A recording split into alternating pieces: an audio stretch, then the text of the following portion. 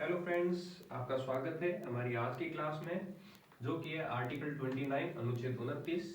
हमारा fundamental right है fifth, पांचवा फंडामेंटल राइट, जो है संस्कृति एवं शिक्षा संबंधी अधिकार। हमने अभी तक 4 मूल अधिकार पढ़ लिए। ठीक है, हमें 6 मूल अधिकार मिले हुए, जिसमें से 4 मूल अधिकार पढ़े हैं, जो कि स्टार्ट होता है। पहला मूल अधिकार है समानता का मूल अधिकार, 14 अनुच्छेद 14 से 18 तक।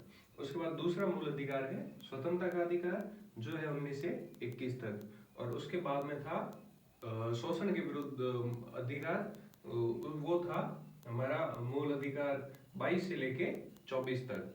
उसके बाद था धर्म की स्वतंत्रता 25 से 28। और अब बारी है पांचवा मूल अधिकार संस्कृति एवं शिक्षा संबंधी अधिकार, जो कि है 29 और 30। तो आज हम इसको पढ़ लेते हैं। हमने वो पढ़ लिया है, इसको याद रखने का तरीका मैंने आपको बताया था पिछली बार कि मान लीजिए कोई एक लड़का है, वो पहले कहता है कि मुझे समानता दीजिए। ठीक है, वो जब समानता मिलती है वो लोगों के बीच में बैठ सकता है, उसको समानता है, सब बराबर है उसके लिए, कोई बड़ा छोटा भी नहीं है। फिर वो कहता है कि अब मुझे स्वतंत्रता चाहिए ताकि मैं उनको बोल सकूं, मेरी बात रख सकूं, तो उसको स्वतंत्रता का अधिकार दिया गया। ठीक है, फिर वो लड़का कहता है मैं बोल तो सकता हूँ लेकिन मेरा शोषण होता है, मेरा मजाक उड़ाया जाता है, मेरी रैगिंग टाइप होती है, तो उसको शोषण के विरुद्ध अधिकार दिया गया। ठीक है, अब वो कह रहा है कि चलो मेरा शोषण नहीं हो रहा, समानता मिल गई, स्वतंत्रता मिल गई, मगर अब क्या मैं अपने धर्म की बात कर सकता हूँ? तो फिर उसको धर्म का अधिकार दिया गया, धर्म की स्वतंत्रता दी गई। ठीक है, जब उसको धर्म की स्वतंत्रता दी गई तो वो कह रहा है कि मेरा धर्म है, उसकी कुछ संस्कृतियां है, मैं जिस बैकग्राउंड से आता हूँ, जिस परिवेश से आता हूँ, उसकी अपनी शिक्षा है, उसकी बात कर सकता हूँ। तो उसको पांचवा मूल अधिकार दिया गया, संस्कृति एवं शिक्षा संबंधी अधिकार। ठीक है, तो ये 5 है और इन पांचों की रक्षा के लिए छठा मूल अधिकार दिया हुआ है, वो आप पढ़ लेना, आपको बताना है कि वो क्या है। ठीक है, और इनको याद रखने का ये तरीका है, एक लड़के को मान लीजिए वो सब बताता जाएगा आपको ऐसे। ठीक है, पहले उसको समानता मिली, फिर उसको स्वतंत्रता मिली, स्वतंत्रता बोलने का उसका शोषण होने लगा तो उसकी सुरक्षा, फिर उसको धर्म की बात हुई, जब धर्म की बात उसने कर ली तो फिर उसको संस्कृति और शिक्षा की बात 5वीं में की गई। अब हम बात करते हैं अनुच्छेद 29 कहता क्या है। ये कहता है अल्पसंख्यकों की भाषा, लिपि और संस्कृति की सुरक्षा। ध्यान रखना, अनुच्छेद 29 कहता है कि अल्पसंख्यकों की भाषा, लिपि और संस्कृति की सुरक्षा, या यूं कहें कि अल्पसंख्यकों के हितों का संरक्षण। सीधी सी एक ही तो बात है कि किसी की भाषा, लिपि या फिर उसकी संस्कृति, यानी वो जिस बैकग्राउंड से आता है, जिस समाज से आता है, उसकी सुरक्षा हो रही है। सीधी सी बात है यहाँ पे। ठीक है, तो फिर इसका मतलब यही हुआ ना कि जो उसके हित है उसकी सुरक्षा हो रही है। ठीक है, अब इसमें क्या है कि दो बातें कहते हैं। दो बातें क्या होती है? पहली बात है कि उसकी जो भाषा है, ठीक है, प्रत्येक व्यक्ति अपने देश के किसी भी भाग में रह रहा हो, अपने जो हमारा भारत है उसके किसी भी भाग में हो, उसको जाति, धर्म या फिर भाषा के आधार पर कोई भेदभाव नहीं होगा। ठीक है, उसकी बोली, उसकी जो बोली होती है भाषा के अंतर्गत आती है, उसकी जो लिपि है, उसकी जो संस्कृति है, वो सुरक्षित रखी जाएगी। चाहे किसी भी कॉर्नर से आ रहा हो, कहीं से भी आए, उसको पूर्ण समानता है। इसमें ट्विस्ट यहाँ पे कि जब पहला पॉइंट और दूसरा पॉइंट पढ़ाया जा रहा है तो इसमें बात अल्पसंख्यकों की नहीं हुई है। ठीक है, अल्पसंख्यकों की बात इसमें नहीं की गई है, संविधान में नहीं लिखा हुआ है। इसलिए सुप्रीम कोर्ट ने ये बोला है कि ये जो दोनों नियम है, ये दोनों अल्पसंख्यक और बहुसंख्यक दोनों पर लागू होते हैं, केवल अल्पसंख्यक पर लागू नहीं होते। अब अल्पसंख्यक का मतलब क्या होता है? अल्पसंख्यक का मतलब होता है जिनकी संख्या अल्प है, मतलब जिनकी संख्या कम है, वो अल्पसंख्यक।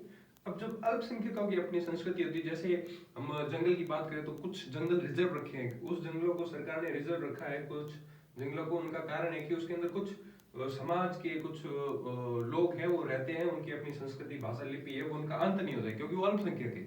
ठीक है, मगर बहुसंख्यक है, उनकी भी तो संस्कृति होती है, उनकी भी भाषा है, उनकी भी लिपि है, वो बहुत लोग अपनाते हैं, तो क्या हुआ, हनन तो उसका भी तो हो सकता है। तो फिर सुप्रीम कोर्ट ने बोला है कि अल्पसंख्यक हो या बहुसंख्यक हो, ठीक है, कोई फर्क नहीं पड़ता, अल्प हो या बहुसंख्यक हो, दोनों के ऊपर ये लागू होता है। पहला और दूसरा जो इसका नियम है, दोनों लागू होते हैं, मगर अनुच्छेद 29 जो कहता है वो सिर्फ अल्पसंख्यकों के लिए कहता है, मगर उसके भाग में दोनों चीजें, भाषा, लिपि और संस्कृति की सुरक्षा जो दी जाती है, वो अल्पसंख्यक बहुसंख्यक दोनों के लिए। राज्य द्वारा पोषित कोई भी शिक्षा संस्थान है, उसके अंदर आपको जातिगत, धर्म के आधार पर कोई भेदभाव नहीं होगा, आप किसी भी धर्म की शिक्षा ले सकते हो अगर वो राज्य पोषित है। राज्य का मतलब किसी भी सरकार द्वारा, यहाँ पे राज्य मतलब सरकार है, जो मैंने पहले आपको बताया। तो सरकार द्वारा कोई भी शिक्षा संस्थान है जो उसके द्वारा धन दिया जा रहा है, उसके द्वारा पोषित है, उसमें आप कोई भी धार्मिक शिक्षा ले सकते हो जिसकी वो पढ़ा रहे, आपको कोई भेदभाव नहीं। अब पहले पॉइंट को हम कुछ समझ लेते हैं। पहला पॉइंट कहता है कि आप कहीं पे भी हो, ठीक है, आप कहाँ से भी आते हो, आपकी जो भाषा, लिपि और संस्कृति है उसकी पूर्ण सुरक्षा है। आपका वहां पे कोई शिक्षा के जो आपकी भाषा है, आपकी जो लिपि है, उसको कोई नष्ट नहीं कर सकता। जैसे कि हम बात करें साउथ की, साउथ में क्या होता है, भारत के साउथ में वहां पे आप देखेंगे उनके कुछ त्योहार है, तो वहां पे क्या होता है, उनके त्योहारों में उनके मुंह में कील लगाई जाती है, वो अपने मुंह के अंदर एक यूं कील लगा देते हैं इधर से इधर, ठीक है, और फिर वो अपना त्योहार मनाते हैं। हम मुस्लिम धर्म की बात करें, वो ब्लेड से अपने शरीर को पीटते हैं, ठीक है, वो भी उनकी अपनी संस्कृति है, उनका अपना त्योहार है। लिखने का तरीका होता है, उर्दू लेफ्ट से राइट लिखी जाती है, तो उनकी अपनी लिपि है, उर्दू उनकी अपनी भाषा है। तो ये सब चीजें होती है, तो ये एक संस्कृति की उनकी अपनी सुरक्षा है, इसको कोई नष्ट नहीं कर सकता, इनसे उनको कोई रोक नहीं सकता। ये हो गया पहला पॉइंट। दूसरा पॉइंट, राज्य पोषित शिक्षा संस्थान। अब सीधी सी बात है, उनकी अपनी भाषा है, तो वो अपनी शिक्षा भी तो देते होंगे ना उस भाषा की, अपनी संस्कृति की शिक्षा देते होंगे, अपनी लिपि को लिखने का तरीका बताते होंगे। जब ये सब चीजें वो करते हैं तो सीधी सी बात है, उनको कुछ अधिकार मिलते हैं, उनकी कुछ रक्षा होती है, ठीक है।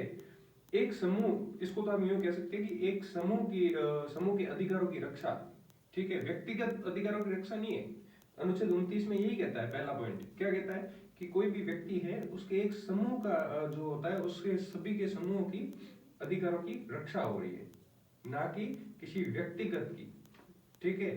तो उसमें भाषा, लिपि, संस्कृति एक समूह की होती है, एक समाज की होती है, किसी प्रत्येक व्यक्ति की व्यक्तिगत नहीं होती। दूसरी बात ये कहता है कि ये राज्य द्वारा पोषित शिक्षा संस्थानों को आप वहां जा सकते हो, आपको छूट है, आपको वहां पे धर्म संबंधी अधिकार है। जैसे इसको आप यूं समझे, मदरसा है, वो राज्य द्वारा पोषित है, मतलब सरकार उसमें धन दे रही है, आप उसमें पढ़ने के लिए जा रहे हैं, जाना चाहते हैं।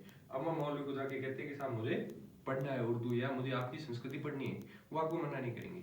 आप चाहे हिंदू हो, आप राजपूत हो, आप मुस्लिम हो, या आप किसी और अन्य धर्म के हो, आप वहां जा सकते हैं, आप वहां शिक्षा ले सकते हैं, आपको मना नहीं किया जाएगा। मगर अगर आप उस धर्म के नहीं है तो आपको वहाँ अगर वो राज्य द्वारा पोषित नहीं है तो फिर आपको वहां पे शिक्षा नहीं मिलेगी। तो ये 29 था आपके लिए, और इसमें क्लियरली है, 2 पॉइंट है, दोनों में ही अल्पसंख्यकों की बात नहीं है, ये अल्पसंख्यक बहुसंख्यक दोनों के लिए। मगर 29 की जो परिभाषा कहती है वो यही कहती है, अल्पसंख्यक की भाषा, लिपि और संस्कृति की सुरक्षा। अब वो दोनों पॉइंट में बहुसंख्यक और अल्पसंख्यक दोनों आते हैं, जैसा कि सुप्रीम कोर्ट ने बोला है। तो ये था अनुच्छेद 29। अगले वीडियो में मिलते हैं 30 में।